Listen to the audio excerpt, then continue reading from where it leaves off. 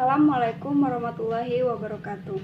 Perkenalkan, nama saya Dira Nesti dari kelompok 4 yang akan menjelaskan tentang pengertian sistem saraf.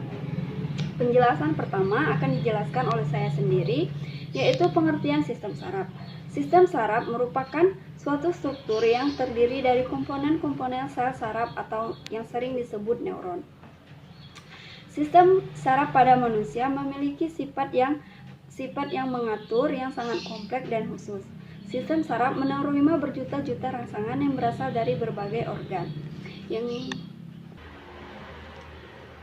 Yang kedua yaitu tentang fungsi sel saraf.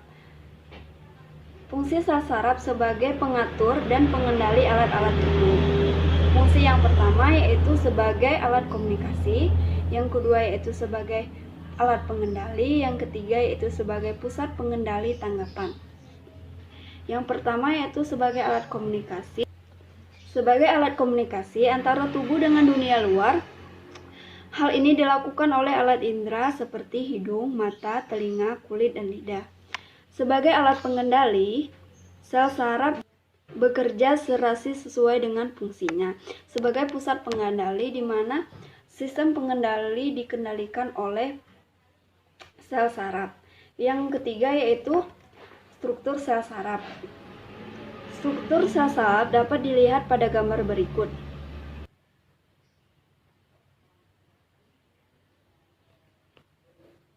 Ini adalah struktur sel saraf dan bagian-bagiannya.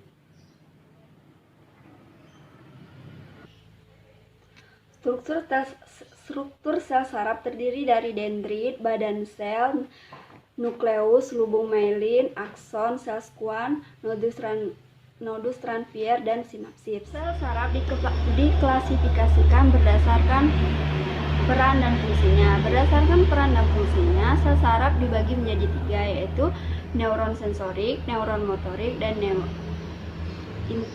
sel saraf interneuron atau neuron konektor. Berdasarkan strukturnya, sel saraf juga dibagi menjadi 3, yaitu bipolar, unipolar, dan multipolar. Baiklah, penjelasan selanjutnya akan dijelaskan oleh teman saya. Assalamualaikum warahmatullahi wabarakatuh. Perkenalkan, nama saya Sisi Putriandeta. Saya akan melanjutkan penjelasan dari teman saya yang sebelumnya, yaitu mengenai neuroglia SPP atau neuroglia sistem saraf pusat, yang berfungsi mengatur dan mengendalikan sistem koordinasi. Sistem saraf pusat ini terdiri atas 2, yaitu otak dan sumsum. Yang pertama, saya akan menjelaskan mengenai otak. Otak ini sendiri terbagi menjadi 4, yaitu otak besar, terdiri atas 2 belahan, dan setiap belahan terdiri dari 4 lobus, yaitu lobus frontalis, pengendali gerakan otak rangka dan tempat terjadinya proses intelektual. Kemudian lobus occipitalis, pusat penglihatan. Kemudian lobus temporalis, pusat pendengaran, penciuman, dan pengecap, serta lobus pretalis, pengatur perubahan pada kulit dan otot. Yang kedua yaitu otak tengah, yang berperan dalam refleks mata dan kontraksi otot.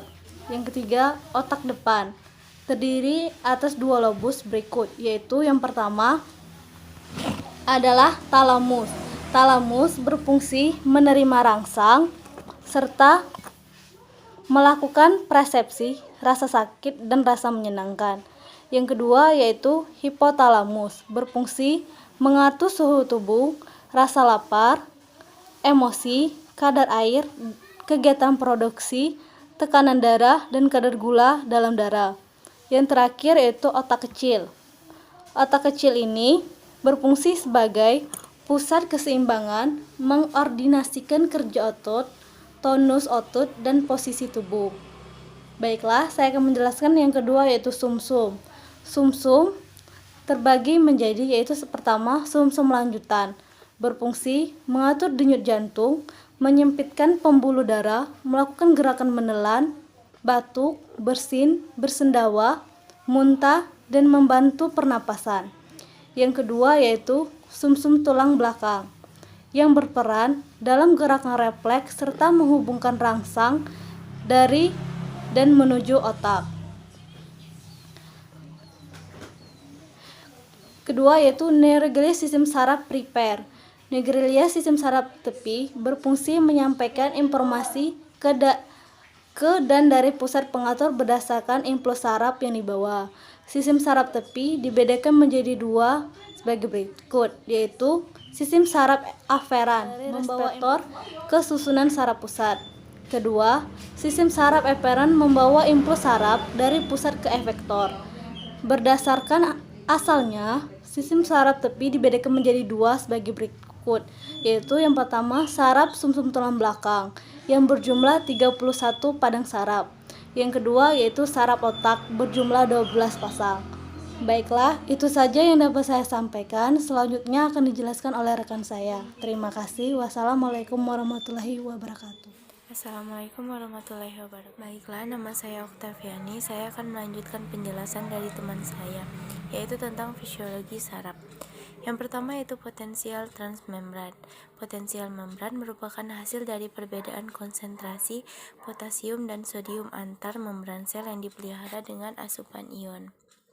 Fenomena transport ion melintas membran dan upaya pemeliharaan kadar ion-ion tertentu di dalam sel berbeda dengan di luar sel, mengakibatkan perbedaan distribusi muatan antara bagian dalam membran yang berbatasan dengan cairan intraseluler dan bagian luar yang berhadapan dengan cairan ekstraseluler. Besarnya beda potensial membran dapat diukur dengan jalan menyisipkan satu elektroda di dalam sel dan satu elektroda di luar sel dan menghubungkannya dengan rekorder. Yang kedua yaitu potensial aksi. Berubahnya keadaan kenegatifan dari sebuah membran sel, perubahan tersebut dapat berubah dari negatif berubah menjadi positif, dan kemudian kembali lagi ke negatif lagi. Perubahan tersebut akan menghasilkan impuls tegangan yang dinamakan potensial aksi. Pada potensial aksi ini yaitu ada 4 tahap. Yang pertama, tahap polarisasi.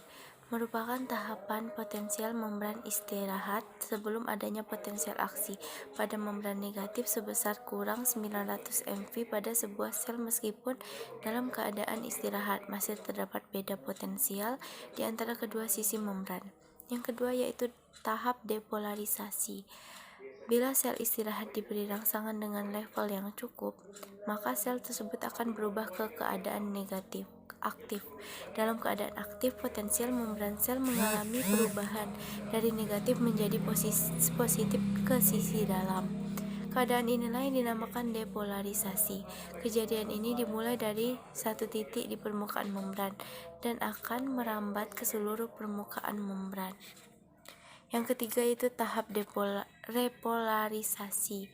Dalam keadaan repolarisasi, potensial membran berubah dari positif di sisi dalam menuju kembali ke negatif di sisi dalam. Tahapan repolarisasi diawali dengan suatu titik dan merambat ke seluruh permukaan membran sel.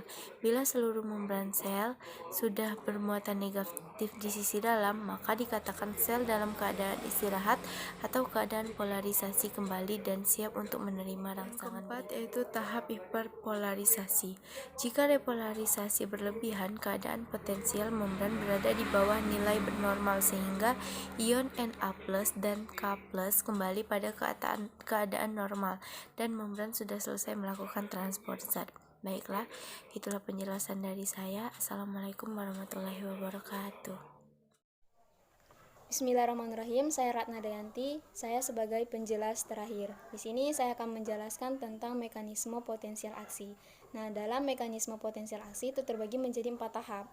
Tahap pertama merupakan tahap polarisasi, yang kedua tahap depolarisasi, yang ketiga tahap repolarisasi, dan yang terakhir itu tahap hiperpolarisasi. Nah, kita akan mengetahui keempat tahap tersebut dari mekanisme potensial aksi. Tahap pertama, tahap polarisasi. Tahap polarisasi ini merupakan tahapan potensial membran istirahat sebelum adanya potensial aksi. Yang kedua, tahap depolarisasi. Tahap depolarisasi ini merupakan bila sel yang istirahat diberi rangsangan dengan level yang cukup, maka sel tersebut akan berubah menjadi keadaan aktif. Maksudnya adalah yang awalnya sel tersebut merupakan sel istirahat, setelah adanya diberi rangsangan, sel tersebut berubah menjadi keadaan aktif. Inilah yang dimaksud dengan tahap depolarisasi. Yang ketiga itu tahap repolarisasi. Nah, dalam keadaan repolarisasi, potensial membran berubah dari positif di sisi dalam menuju kembali ke negatif di sisi dalam. Nah, tahapan repolarisasi ini diawali dari suatu titik dan merambat ke seluruh permukaan membran sel. Nah, bila seluruh membran sel sudah bermuatan negatif di sisi dalam, maka dikatakan sel tersebut dalam keadaan istirahat atau keadaan polarisasi kembali dan siap untuk menerima rangsangan berikutnya. Dan yang terakhir itu tahap hiperpolarisasi. Nah, jika repolarisasi itu berlebihan, maka keadaan potensial membran berada di bawah nilai normal. Nah, sehingga ion Na+ dan K+ itu kembali pada keadaan normal dan membran sudah selesai melakukan transport zat. Nah, mungkin itu saja yang dapat kami sampaikan dari kelompok 4 tentang sistem saraf. Lebih dan kurang kami mohon maaf. Terus jika dalam penyampaian kami terdapat kekurangan, kami mohon maaf. Kepada Tuhan kami mohon ampun. Wassalamualaikum warahmatullahi wabarakatuh. Terima kasih.